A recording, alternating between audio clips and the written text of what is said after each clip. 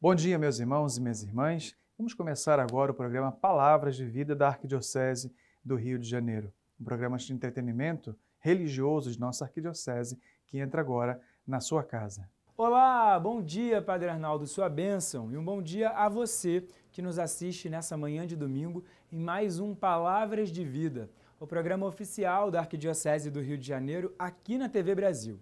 Como já é de costume, eu começo o programa convidando você aí da sua casa a ficar por dentro de tudo o que acontece aqui no programa e também na Arquidiocese do Rio. Para isso, você já sabe, basta fazer a sua inscrição no nosso canal oficial no YouTube. É só buscar por @Palavras de Vida TV Brasil. Lá você encontra todos os conteúdos que já foram ao ar e algumas reportagens especiais feitas pela nossa equipe. Segue a gente, ative o sininho e receba todas as nossas atualizações. Ah, e não esquece que o Palavras de Vida também está no Instagram. Segue a gente no @palavrasdevida.arquirio para a gente encurtar o espaço entre a TV e você, nosso espectador. Tá esperando o quê? Não perde tempo e nos acompanhe também através das redes sociais. E agora vamos acompanhar a catequese com o Papa Francisco, direto de Roma.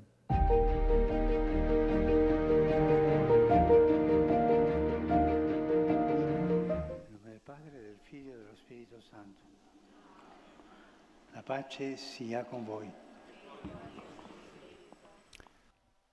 Quando Pedro subiu a Jerusalém, os circuncisos começaram a censurá-lo, dizendo-lhe: Tu entraste em casa de incircuncisos e comeste com eles. Pedro expôs-lhes então o caso do princípio ao fim, dizendo: Quando principiei a falar, o Espírito Santo desceu sobre eles, como sobre nós, ao princípio. Se Deus, portanto, lhes concedeu o mesmo dom que a nós, por terem acreditado no Senhor Jesus Cristo, quem era eu para me opor a Deus? Palavra do Senhor. Essas as leituras nas diversas línguas, então, dos Atos dos Apóstolos, capítulo 11, versículos 2 a 4, 15 e 17. Agora, então, teremos a catequese do Santo Padre, o Papa Francisco. Queridos irmãos e irmãs, bom dia.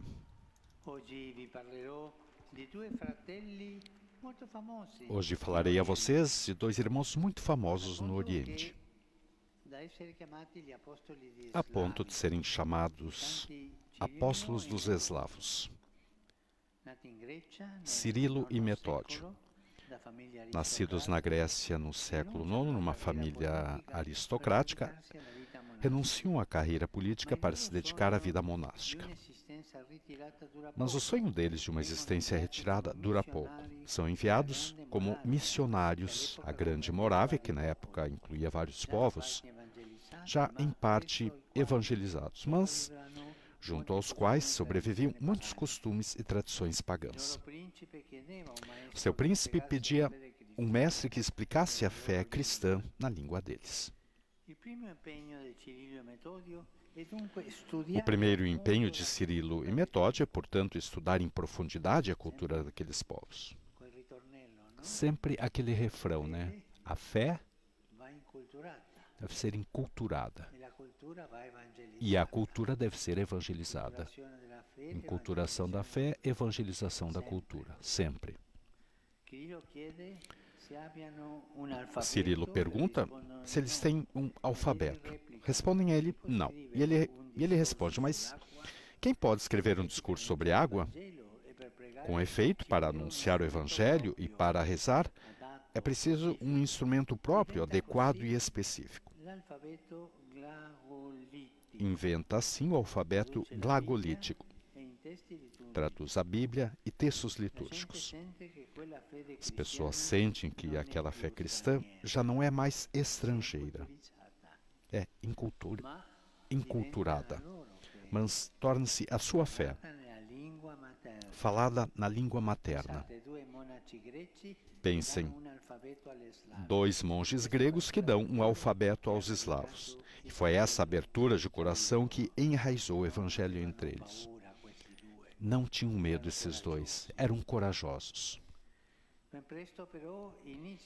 Logo, porém, começaram as interferências por parte de alguns latinos, que veem a perda do monopólio da pregação entre os eslavos. Aquela luta dentro da igreja, sempre assim. A sua objeção é religiosa, mas apenas na aparência. Deus só pode ser louvado, dizem, somente nas 3 línguas escritas na cruz, o hebraico, o grego e o latim. Eles tinham uma mentalidade fechada para defender a própria autonomia. Mas Cirilo responde com força. Deus quer que cada povo o louve na própria língua. E juntamente com seu irmão Metódio, recorre ao Papa e esse aprova os seus textos litúrgicos em língua eslava. Os faz colocar sobre o altar da igreja de Santa Maria Maior e canta com eles os louvores do Senhor, segundo esses livros.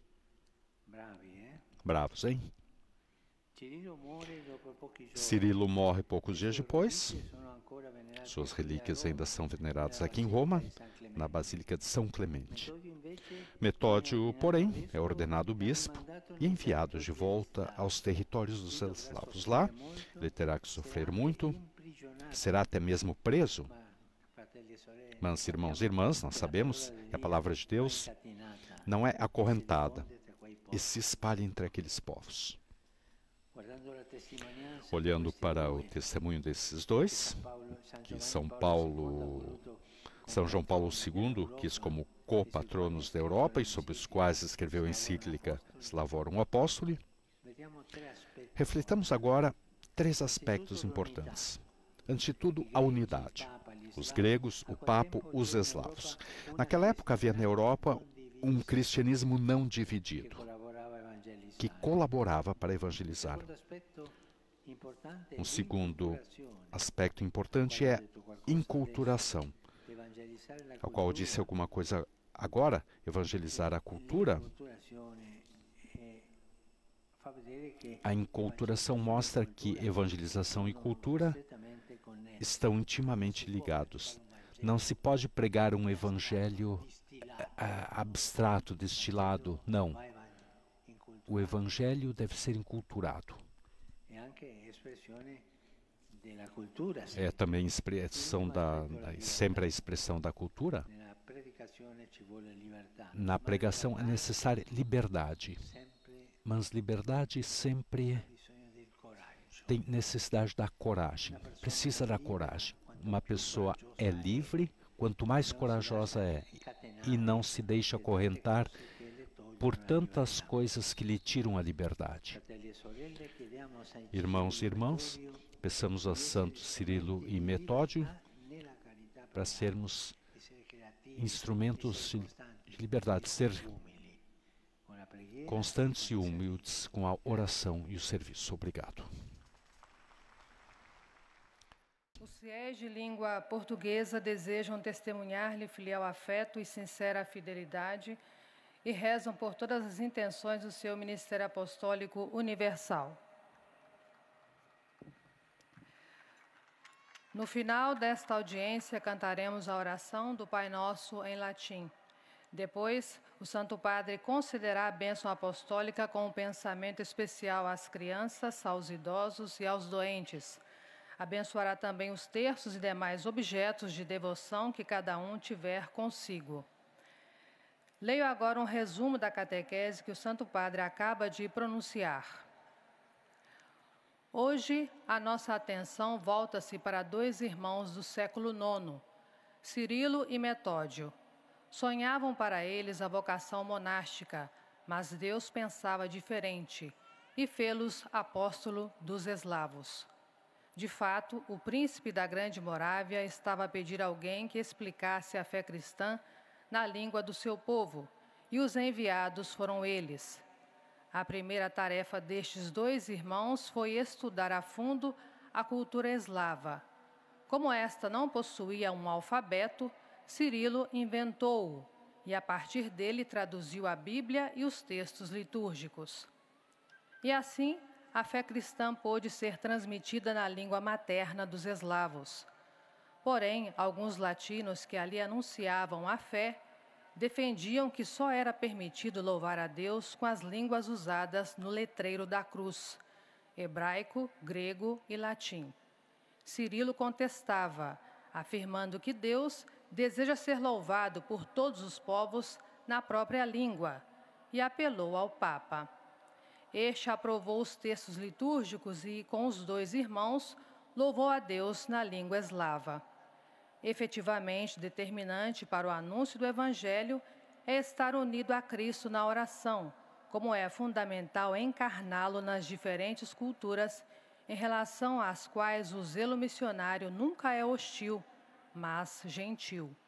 Igualmente importante na obra da evangelização é, recordamo-nos sempre, de que o Evangelho não aceita ser encadeado, mas exige liberdade, porque Deus é livre e liberta.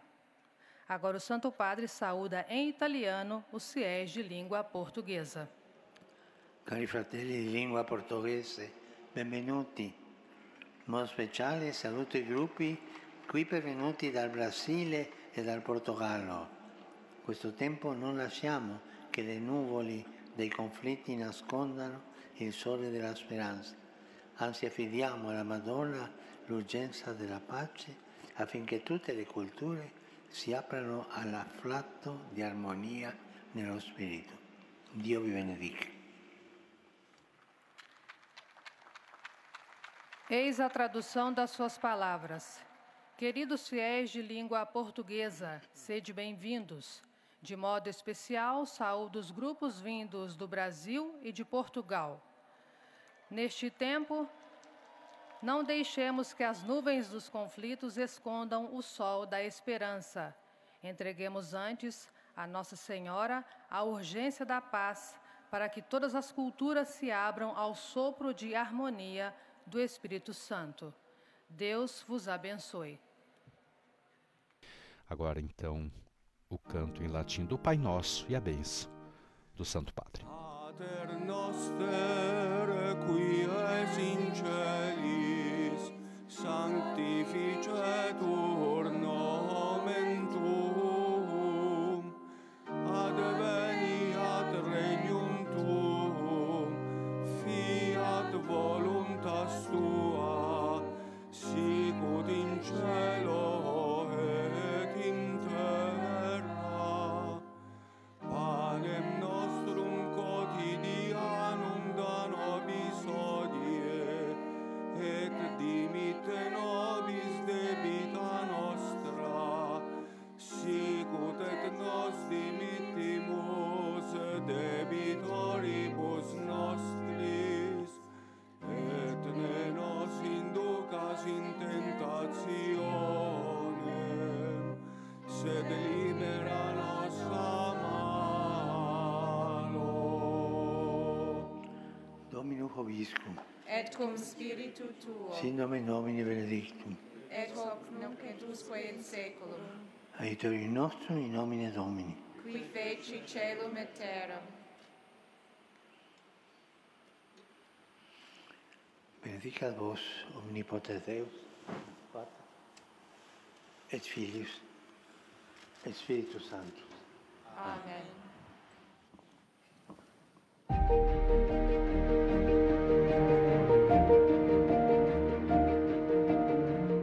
E nós continuamos no Vaticano, agora com a nossa correspondente internacional, com as últimas notícias direto da Praça de São Pedro.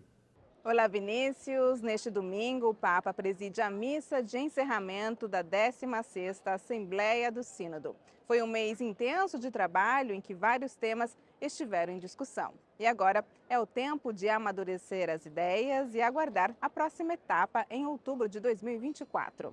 Mas o grande evento da semana foi o dia de oração, jejum e penitência que Francisco convocou na sexta-feira passada. Um dia em que católicos, cristãos, fiéis de outras confissões e pessoas de boa vontade se uniram para implorar o dom da paz. Vamos ouvir o enésimo apelo feito pelo Papa na audiência geral. Penso sempre alla grave situazione in Palestina, in Israele, e incoraggio il rilascio degli ostaggi e l'ingresso degli aiuti umanitari a Gaza. Continuo a pregare per chi soffre, a sperare in percorsi di pace in Medio Oriente, nella martoriata Ucraina e nelle altre regioni ferite dalla guerra. Do Vaticano, Bianca Fracalvieri para o programa Palavras de Vida. Muito obrigado e na semana que vem nós voltamos com mais informações diretamente de Roma.